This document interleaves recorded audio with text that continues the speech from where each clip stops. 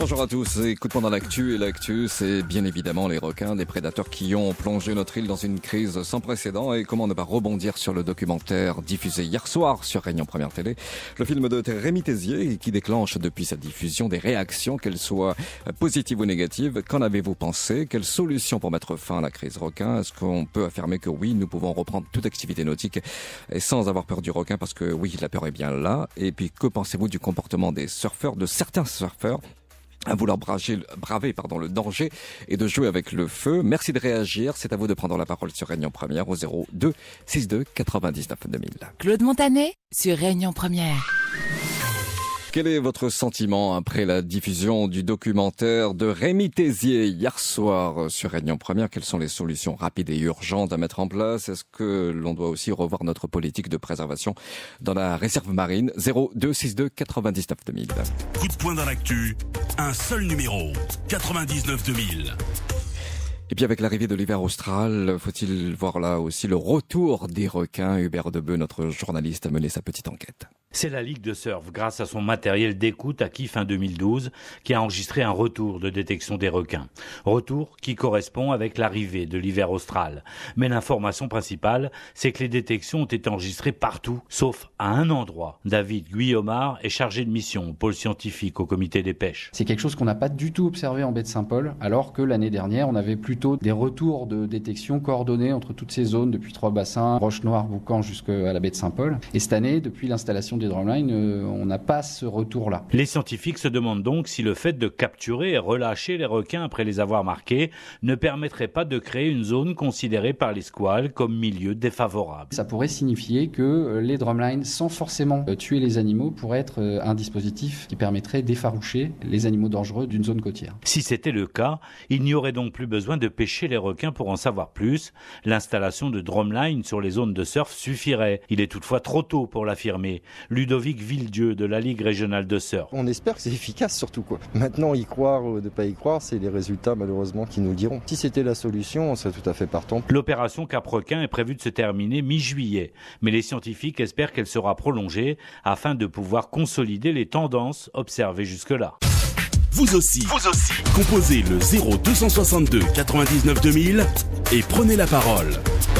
Pourquoi les requins viennent-ils rôder autour de notre île? Qu'est-ce qui les attire? Vos réactions au micro de Réunion Première. Les invités de Coup de poing dans l'actu, déjà présents dans ce studio, Mickaël Rare de l'Observatoire marin de la Réunion. Nous attendons Jean-François Nativel de l'association Océan Prévention Requins. Mickaël, bonjour. Oui, bonjour.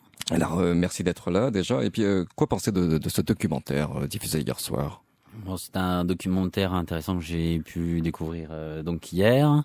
Malheureusement, donc on a pu recenser donc beaucoup d'erreurs et voire même des choses totalement fausses qui ont été reportées dans ce reportage, qui peut-être n'a pas pu faire le tour de la question, mais où il y a beaucoup quand même d'omissions et donc des chiffres qui ne correspondent pas à ce qui est réellement observé à La Réunion. Et donc je pense que c'est un petit peu embêtant pour que le public puisse se faire peut-être une idée un peu plus objective de ça. Ah, avant de venir ici dans ce studio, vous me disiez que vous avez relevé 17 erreurs dans ce documentaire. Oui, exactement. 17 erreurs. Oui, 17 erreurs, c'est énorme pour un reportage de 1h40. La plus flagrante, c'est laquelle?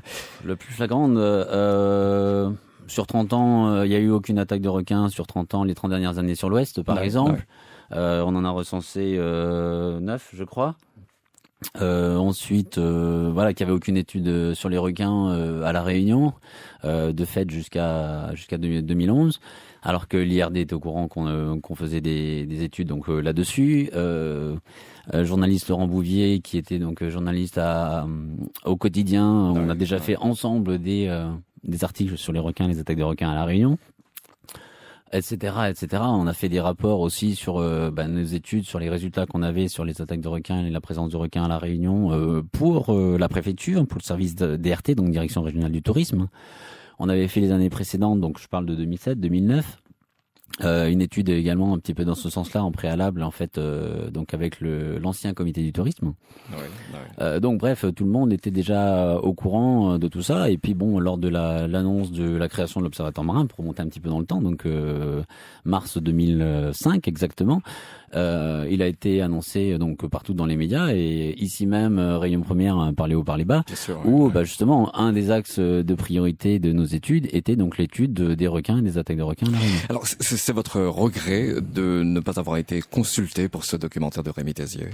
Oui, par définition, si on veut faire un tour de la question, le minimum est déjà d'aller à l'endroit où il y avait des données existantes et où chacune des deux personnes, que ce soit monsieur Rémi Tézier ou monsieur Laurent Bouvier, était au courant de nos recherches sur les requins et les attaques de requins. Jean-François Nativel, avant de partir au standard, retrouver Guylaine et Laurent. Jean-François Nativel, bonjour. Bonjour. Alors, vous étiez là hier soir dans le débat sur le plateau de Réunion Première. Votre regard et votre sentiment, s'il vous plaît. Alors tout d'abord, je vais aller dans le sens pour une fois de Monsieur Rare, à savoir que... Je dirais même que c'est rare. C'est rare, effectivement. De vous voir être sur la même longueur d'onde que Michael Rare. Oui. Donc, comment dire, effectivement, ce reportage pêche par un nombre incroyable d'omissions volontaires ou pas. Hein. Il s'agit pas... je trouve dommage qu'on ait donné à ce reportage le nom d'enquête. Il y a effectivement des informations intéressantes, il y a 2 ou 3 points qui sont un petit peu approfondis, mais finalement, très souvent, les choses centrales sont balayées d'un revers de main. On présente les théories scientifiques, mais qui ne sont totalement ridicules. C'est-à-dire que là-dessus, parler de requins, des comportements liés à la reproduction, qui serait d'avril à d'avril au mois d'octobre. Je prends un exemple flagrant parce que c'est ce que beaucoup de gens ont retenu. J'ai entendu ce matin à la radio. Si vous avez vu ce reportage, vous allez tous vous dire « Oh, les requins viennent en hiver d'avril à septembre pour se reproduire. » Or, et il vous montre dans le reportage que les 2 femelles étaient là en août 2012 et qu'à nouveau elles sont présentes en mai 2013. Elles sont parties pendant 7-8 mois. Et que donc elles viennent pour se reproduire. Mais Monsieur Montané, une femelle bulldog, si elle vient en août 2012 et qu'elle va copuler pour faire ses petits, quel est son intérêt de revenir 8 mois après alors qu'il lui faut 10 à 14 mois de gestation et qu'elle fait des petits tous les 2 ans? C'est complètement ridicule. Je vous donne la suite, c'est que ces 2 femelles-là ont été capturées, vous savez quel jour? Le 10 février 2012. Je dis ça parce que c'est le jour de mon anniversaire, donc c'était le jour de mes 40 ans. Donc ces 2 femelles capturées le 10 février 2012, elles disparaissent au mois d'août 2012, elles reviennent en mai 2013, et ces scientifiques osent vous dire que ces femelles ne sont pas là en été. Comment on peut appeler ça de la science? C'est pas de la science. Enfin bon, c'est le genre de choses qui nous font un peu sourire sur ce reportage. Nous sommes là pour en débattre. Guylaine est avec nous. Guylaine du Sud, bonjour. Oui, bonjour messieurs. Bonjour à tous sur Radio Première. Guylaine, allez-y. Donc je vous regarde tous les jours et là je voulais dire quelque chose parce que je dis chacun à sa place. Les hommes sont sur la terre, la mer c'est normal qu'il y a les requins. Mais seulement vous savez, je vais vous dire quelque chose. Vous savez quand même quand il y a des trucs de Malbar, tout ça, quand ils jettent les coques et tout ça là. Guylaine, votre sentiment sur ce documentaire, on reste dans le débat. Donc pour vous, c'est la bêtise humaine, c'est ça? Pour moi, oui, parce qu'on jette trop de choses dans la mer. La bêtise humaine. Michael Rare, vous en pensez quoi sur les propos de Guylaine du Sud? Alors spécifiquement sur les rejets par notamment les célébrations tamoules, on n'a pas véritablement de données. Maintenant, on a aussi des reports donc d'informations sur quoi. Ça existe quand même. Maintenant après, il faut voir l'abondance, la régularité des choses faites. Maintenant après sur les histoires on a entendu souvent parler des problèmes de rejet des poissons, des déchets de poissons en mer, etc. Nous, on suit donc depuis déjà une dizaine d'années toutes les prises en pêche de plaisance, notamment les concours officiels recensés au niveau national avec donc des chiffres qui sont consultables, il n'y a aucun souci. Et on attrape 3 fois moins de poissons depuis 5 ans. C'est-à-dire que concrètement, même si tous les pêcheurs jetaient leurs déchets dans le port, par exemple, juste avant d'arriver, comme c'est dit, pas forcément vrai, de toute façon, il y aura forcément 3 fois moins de déchets de poissons depuis ces dernières années. Ça, c'est mathématique. Après, effectivement, on a une population qui est galopante à La Réunion, des stations d'épuration qui n'étaient pas encore tout aux normes jusqu'à il y a encore quelques années. On voit des déchets constamment en mer, même si on en enlève sur le littoral. Tout ça, c'est bien décrit dans le documentaire hier soir. Oui, tout ça. Alors, il y a certaines choses qui n'étaient n'étaient pas forcément avancées non plus, mais il y a un certain nombre de choses qui étaient peut-être effleurées, peut-être pas assez approfondies pour peut-être en prendre conscience. Laurent de Saint-Denis. Bonjour Laurent. Bonjour à toute l'équipe, bonjour messieurs. Bonjour. Moi j'aimerais réagir au reportage d'hier. C'est un reportage, en tout cas pour ma vision, qui était sur la crise requin et non sur les requins à l'île de la Réunion depuis la nuit des temps. Déjà pour recentrer un petit peu peut-être la thématique de ce reportage qui s'intéressait surtout à cette crise requin qui nous a touchés et qui nous touche encore, on peut le dire. Mais je dirais qu'il faudra peut-être pas oublier l'essentiel. Je pense que, comme le disait dans ses mots la dame avant moi, l'être humain est un terrien. Donc c'est vrai qu'aujourd'hui on peut se permettre de descendre dans les océans, faire de la plongée, faire du surf, faire du bateau, faire des tas de choses sur l'eau. On fait également des choses dans les airs, c'est formidable, c'est un plaisir pour chacun, mais je pense qu'il y en a un qui est réellement à sa place, c'est le requin. Il est chez lui, il est dans son territoire, et je dirais que malheureusement, quand il mange un humain, un terrien, ce n'est pas une attaque, il se nourrit tout simplement. Je pense que demain, si on devait euthanasier tous les requins qui se nourrissent, je pense qu'il n'y aurait plus de requins. Et puis il y avait une formule il y a quelques années qu'on entendait souvent avec Nicolas Hulot et dans les différents reportages, c'est les générations futures. Qu'est-ce qu'on va leur laisser? Moi j'aimerais bien que mes enfants, dans 10 ans, dans 15 ans, et leurs enfants puissent encore voir un requin, en vrai, et non une image ou un requin empaillé. Laurent. Monsieur Nativel, juste pour finir, Monsieur Nativel hier était, je dirais, très agressif, comme il l'est toujours d'ailleurs, peut-être plus qu'un requin bulldog, alors que je dirais qu'il devrait aussi tenir compte et laisser les scientifiques faire leur travail, qui eux font réellement un vrai travail de recherche et qui nous sera certainement profitable. Laurent, merci beaucoup. Jean-François Nativel pour répondre à notre auditeur, s'il vous plaît. Allez-y. Donc, écoutez, je vais tout d'abord reprendre sur le dernier propos. Effectivement, nous, quand hier, Monsieur Greveline nous dit « laissez-nous le temps ». On était donc hier le 4 juin 2014. Moi, quand je regarde son propos d'un article de Libération du 21 septembre 2011, il nous disait exactement la même chose il y a 3 ans, « laissez-nous le temps ».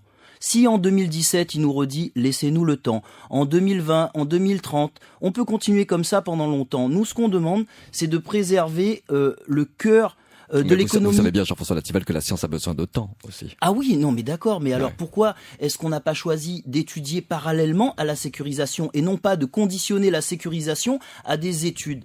D'accord, donc ça c'était le premier point. Ce monsieur parle de génération future. Effectivement, j'ai 2 enfants et je suis forcément concerné par ce problème-là parce que nos générations futures à l'île de la Réunion, elles commencent déjà à nous demander « mais pourquoi vous avez laissé faire ça ?» Pourquoi est-ce qu'on n'a plus le droit d'aller dans l'eau? Pourquoi notre océan symbolise maintenant la terreur, les drames, les déchirements et toutes ces conséquences non mesurables de la crise requin? Et pour 3e point concernant ce monsieur qui a repris l'argument de cette dame tout à l'heure, moi j'ai dit depuis le début, il y a 3 ans, monsieur, s'il faut qu'il n'y ait plus personne dans l'eau à La Réunion, parce que le risque est inacceptable, 2 morts par an, numéro 1, vous l'avez vu hier soir, de loin. Donc s'il faut qu'il n'y ait plus personne dans l'eau, il faut aussi assumer que là, on va balayer d'un revers de main 50 années de développement nautique, on est dans un marché concurrentiel, que la Réunion ne peut s'en sortir du tourisme. Ça veut dire que les autres îles comme Maurice, comme les Seychelles, qui ont repris une pêche traditionnelle pour pouvoir avoir un risque acceptable, sont comme en 2013 au top au niveau touristique, et nous on plonge. Je dirais à ce monsieur aussi qu'il faut qu'il assume avec ses propos les 100 à 300 millions d'euros de manque à gagner, parce que les gens, comme cette dame également, pensent que si on enlève les gens de l'océan, ça va suffire, mais les attaques vont continuer, parce que ces 50 années de développement nautique, les gens ont pris le goût d'aller dans l'eau. C'est pas moi qui ai mis en place des bases nautiques, qui ai mis un schéma de la mer, ça existe, on nous demandait de faire du surf, tout était fait pour, et malheureusement ces attaques maintenant, il y a des passionnés, nous on rentre plus dans l'eau, notre discours est clair, mais il y a des passionnés qui continuent à rentrer dans l'eau, et elles vont se poursuivre si on ne prend pas de mesures. Jean-François Nativel de l'association Océan Prévention Requin et Michael Rare de l'Observatoire marin de la Réunion sont avec nous jusqu'à 9h sur Réunion Première. Que penser de la crise requin à La Réunion? Depuis 1999, le requin n'est plus pêché sur notre île. Souhaitez-vous que cette pratique revienne? Comment faire pour que tout le monde soit sur la même longueur d'onde? Les activités nautiques doivent-elles reprendre? Vous sentez-vous en sécurité actuellement sur nos plages? Le requin, ce prédateur, faut-il le chasser selon vous? Et savons-nous réellement gérer cette crise sur l'île? Coup de poing dans l'actu sur Réunion Première. Michael Rare de l'Observatoire marin de La Réunion, Jean-François Nativel de l'association Océan Prévention Requin, le Standard avec Annie de Saint-Louis. Bonjour Annie. Oui, bonjour. Bonjour, merci d'être là. Là, moi, je souhaite réagir parce que moi, les deux comités tamouls, hein. Bon, quand on dit que les tamouls envoient les déchets dans la mer, peut-être. Mais il n'y a pas que les tamouls. Il y a un peu tout le monde. Mais moi, je suis pour le discours que le monsieur a tenu avant moi, là, hein. Les requins dans son milieu. Pourquoi nous, les Réunionnais, on n'a pas le droit de prendre des plantes dans la forêt? Ben, je vois pas pourquoi les autres veulent défendre les requins. Le requin est dans ce milieu. Nous, on est sur la terre. La terre, c'est pour les gens. La mer, c'est pour les poissons.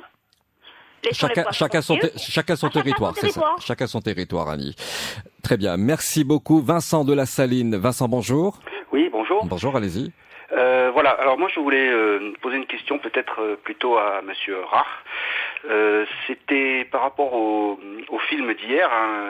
À un moment, il y a eu un pêcheur interviewé qui a dit que depuis 14 ans, on pêchait quasiment plus le requin tigre et le requin bulldog, et que c'était certainement à cause de ça que leur nombre avait augmenté.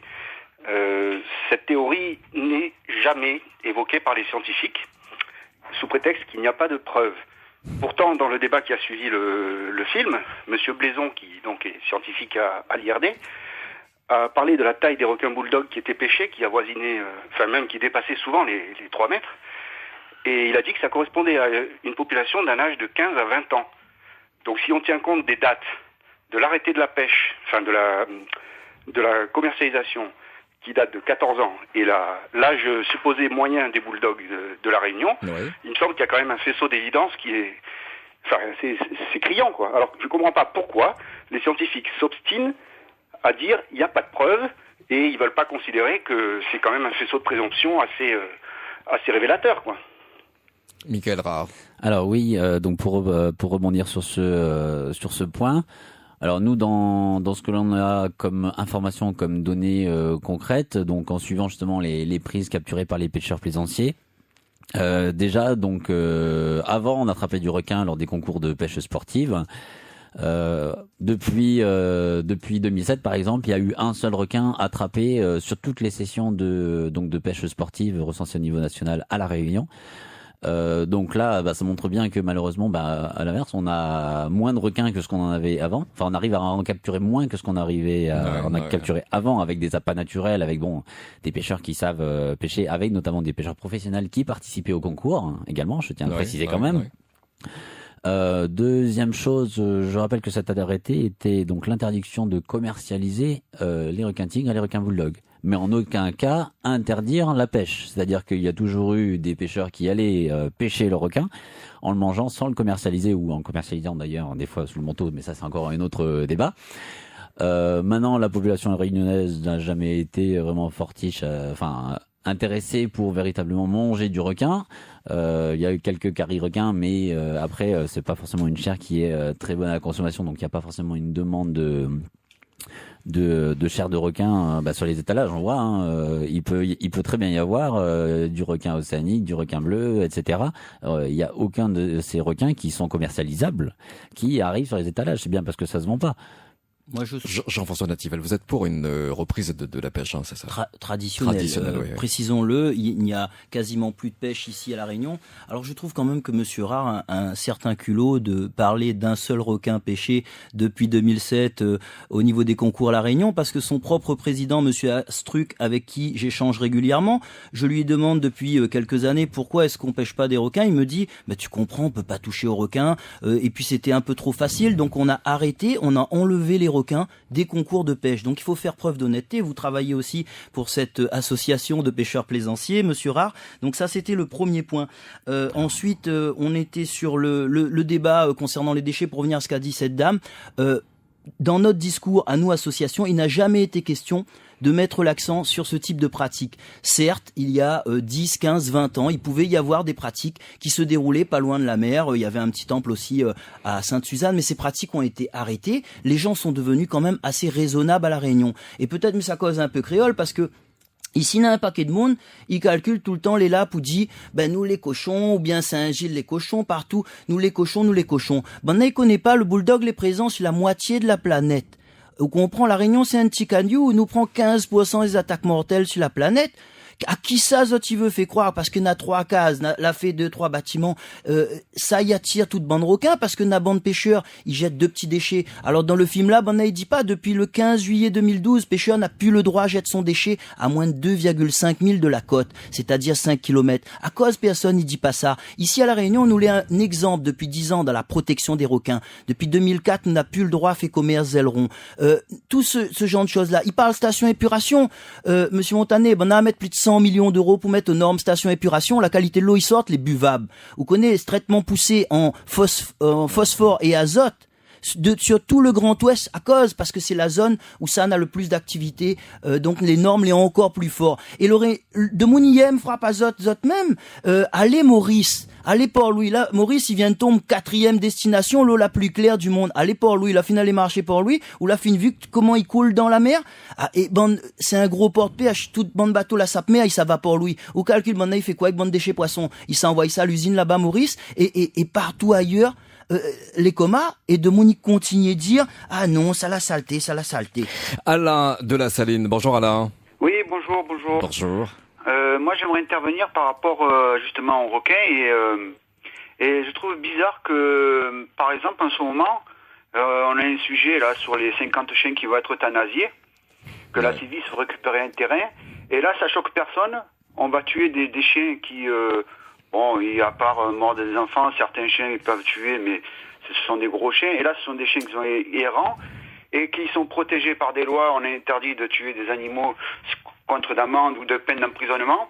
Et là, on nous fait tout un caca d'énerveux pour 4 requins qui sont même pas protégés et qui en plus tuent des hommes.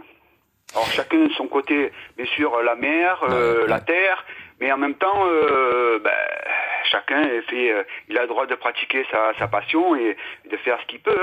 Je veux dire, pour ça, on n'a qu'à interdire aussi de faire de la bicyclette, parce que tous les jours, il y a des tas de morts. Il y a des femmes qui sont battues tous les jours et on ne fait rien pour tout ça. Et je veux dire que les pouvoirs publics, qu'est-ce qu'ils font? Ils dorment, ils font quoi là? Parce que du coup, il n'y a rien qui avance du coup. Dans toutes les situations, que ce soit pour les requins, les femmes battues, les chiens errants, toutes les situations, elles sont en stand-by, il n'y a rien qui avance. Et après, ils nous disent, vous avez qu'à voter pour nous, on va faire ci, on va faire ça. Et ça fait des années qu'il n'y a rien qui se passe à La Réunion en fait. Alain, votre coup de gueule. Merci à vous. Stéphane de Saint-Paul. Bonjour Stéphane. Oui, bonjour. Je regardais le reportage hier soir. Bonjour à tout le monde. Mon attention était concentrée sur le fait qu'on dise qu'il y ait un nid de bulldog au large du port de Saint-Gilles. Tout le monde s'accorde pour dire qu'ils sont là, les scientifiques et autres, les plongeurs, les chasseurs. Y a-t-il pas une solution à prendre pour éloigner ce nid? Donc première question. Deuxième question, je voulais savoir auprès de nos invités qui s'expriment effectivement sur leur passion sur le sujet, savoir quelles sont les solutions eux qu'ils proposent. Effectivement, la science, elle prend son temps, mais en même temps, est-ce qu'il y a aujourd'hui des solutions concrètes, Vigipirate, nouveaux systèmes d'alerte, etc., qui pourraient être mis en place rapidement pour qu'on puisse je crois que le problème, c'est qu'on puisse reprendre la mer rapidement, enfin qu'on puisse être en conflit entre guillemets avec les requins pour leur comprendre que la mer, effectivement, c'est leur lieu, mais en même temps que nous, on peut se baigner et qu'on s'est toujours baigné. Quand il y avait des nageurs, il n'y a pas toujours eu de voilà quoi. Et puis dernière question rapidement, ils contestent le fait aussi qu'on dit qu'il y a des requins en hiver, etc. Est-ce qu'ils peuvent nous dire quand est-ce qu'ils sont là? Parce que moi aussi, je suis baigneur, je suis chasseur sous-marin, j'ai besoin de savoir que tout le monde se mette d'accord, qu'on nous dise mais ils sont là de telle période à telle période. Quoi. Voilà. Merci. Très bien, merci Stéphane. Vous répondrez, messieurs, dans quelques secondes sur Réunion Première. Coup de poing dans l'actu, un seul numéro, 99 2000. Nous en parlons avec Jean-François Nativelle de l'association Océan Prévention Requin et Mickaël Rare de l'Observatoire Marin de la Réunion. Vous souhaitez rebondir sur la recrudescence de requins, et puis je donnerai la parole à Jean-François Nativelle. Oui, voilà, je tenais un petit peu à rebondir sur effectivement les chiffres qui sont annoncés ou ce qui est dit. En tout cas, je tiens à rappeler en fait que les requins, donc il y a des attaques de requins malheureusement, donc déjà depuis pas mal de temps à la Réunion. On a recensé, le film le disait lui-même, la première en 1770 avec attaque de requins à la Réunion en baie de Saint-Paul. Mais il y a déjà eu donc ces années précédentes des crises requins, nombre d'attaques de requins importantes dans le passé proche. À savoir, donc j'ai repris un petit peu les chiffres hier, il y a eu 9 attaques de requins entre 88 et 92, c'est-à-dire en 5 ans, et il y en a eu 4 rien que l'année en 1992, et il y a eu encore 9 autres entre 96 et 2000 en 5 ans également. Et seulement, effectivement, en 2-3 ans, il y a eu très peu d'attaques de requins, voire pas du tout, ça devait être sur 2009, je crois. On a peut-être un petit peu oublié ces attaques de requins, jusqu'à ce que, effectivement, malheureusement, tragiquement, donc il y a eu un surfeur bien connu à La Réunion qui en a payé malheureusement le prix lourd, et qui a peut-être fait un petit peu bouger les choses. Maintenant, ce qui est important, c'est effectivement d'avancer et de voir quelles sont peut-être les solutions à proposer. Bon, nous, à notre niveau, sur les données qu'on a, je pense que le surf peut reprendre à La Réunion, il n'y a aucun problème, du moment que ça reste... Selon vous, le surf pourrait reprendre quand ? Je poserai la question à Jean-François Nativelle. Ça fait 2 ans que Oula pas repris la planche, hein, c'est ça ? Oui, bien sûr. Ouais. Pour nous, c'est très simple, et Monsieur Nativelle, je pense, ne pourra pas dire le contraire. Il n'y a jamais eu aucune attaque de requin pendant les cours de surf. Donc durant toutes les périodes de surf, c'est-à-dire que si on continue, il n'y a aucun souci. En plus, la mise en place des vigies-requins, je pense que c'est une bonne chose. Oui. Maintenant, il est important que les vigies-requins prennent aussi la responsabilité, c'est-à-dire que lorsqu'ils trouvent que l'eau est trouble, c'est tout le monde dehors. Ensuite, peut-être assouplir aussi la réglementation, puisque j'en ai discuté avec la gendarmerie qui disait, nous, on n'a pas le droit, même s'il y a un arrêté préfectoral qui interdit la baignade, ou par exemple le surf dans les zones donc non surveillées, ils n'ont pas le droit d'interdire les gens d'aller par exemple surfer ou d'aller se baigner dans des conditions à risque, parce que c'est une privation donc de la liberté individuelle. Jean-François Nativelle. Oui, donc je vais tout de suite rebondir. Monsieur Rare donc nous dit quand même que pour l'instant il n'y a pas eu d'attaque dans des cours de surf, donc il faudrait peut-être attendre des attaques dans des cours de surf pour que vous commenciez à trouver ça dangereux. Monsieur Rare, sachez que le surf est une pratique libre. 98% des pratiquants ou 95 sont non licenciés, donc ne prennent pas de cours de surf. Les gens qui sont dans l'eau actuellement, ce sont des passionnés. Donc, bien évidemment, réduire la pratique du surf à des cours de surf encadrés, ça dénote quand même d'une certaine mauvaise foi. Ensuite, je voulais reprendre, vous avez parlé des histoires des attaques de requins. On voit aussi effectivement dans ce film toute cette histoire, la première attaque recensée sur un noyé en 1770. Mais ce que le film oublie de dire, c'est que la population même des requins a changé. On a des documents, un document qui date de 79 et qui montre pas, par exemple, la présence de bulldogs, ou en tous les cas pas dans les proportions telles qu'on la trouve maintenant. Et c'est ça la grande différence, c'est le développement de cette population de requins bulldogs qui est plus accidentogène et qu'on retrouve maintenant en très grand nombre. Au Brésil, ils appellent ça les rats des mers. Un taux de reproduction tous les 2 ans, une maturité à 6 ans, 13 petits très souvent... voire plus, Oui, enfin non, les bulldogs c'est jusqu'à 13. Ici à La Réunion, on a eu une femelle à 13, une femelle à 12 et dernièrement, ils ont attrapé une femelle à 6 encore. Donc la moyenne serait plutôt aux alentours des 12. Vous avez vu dans le film des petits, pour le tigre à 42, ça monte jusqu'à 82.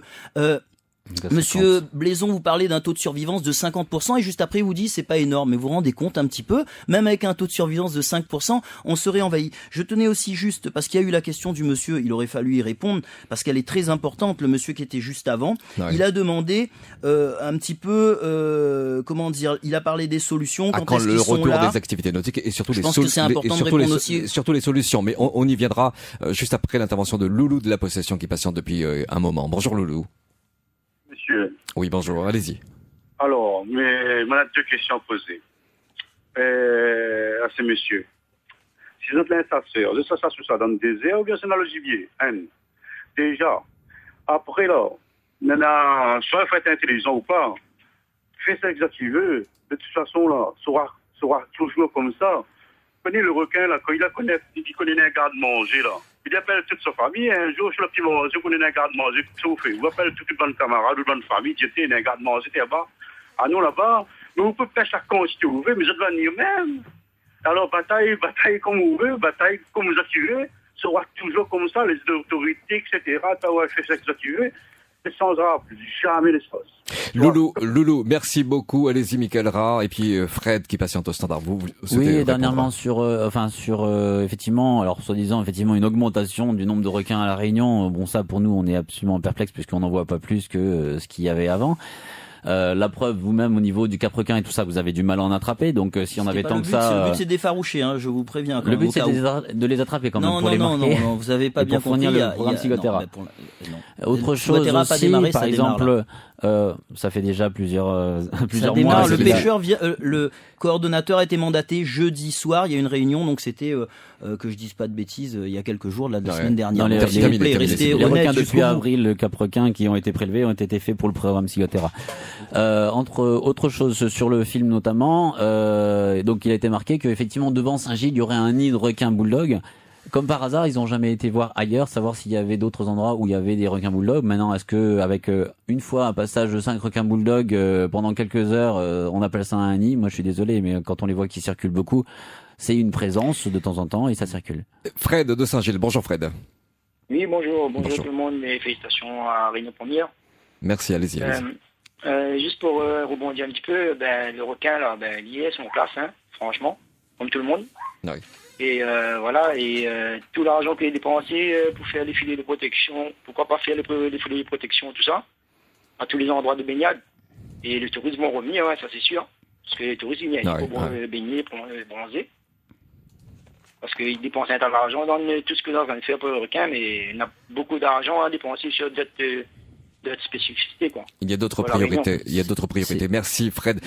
Jean-François Nativel, très rapidement sur les solutions. Oui, alors, juste pour répondre, parce que moi, Monsieur Montanet, vous faites parler des gens, il faut qu'on puisse leur répondre, je sais bien. Mais très rapidement, à nous les pas pour le banc des études là, ça c'est bonne contrainte là, imposée par scientifiques, écologistes, parce que Poutia ramène le risque niveau acceptable, elle a pas besoin de l'argent, elle a besoin juste un peu de courage. Maintenant, les solutions, urgentes et rapides.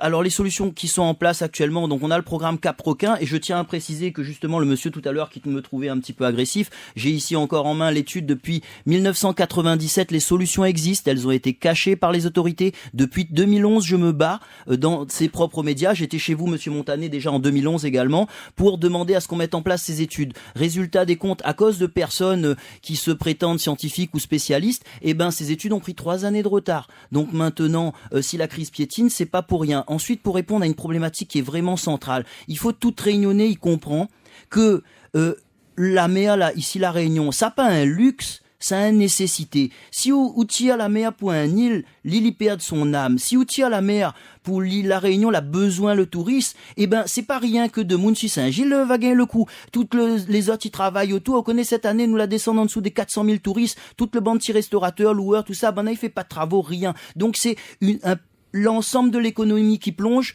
et c'est pour ça que tant que nous n'aurons pas une solidarité plus forte, nous sortira pas de la crise requin. Jean-François Nativel de l'association Océan Prévention Requin, Michael Rare de l'Observatoire Marin de la Réunion. Merci beaucoup d'avoir été avec nous sur Réunion Première. L'invité du débat, 12h40, du lundi au vendredi sur Réunion Première.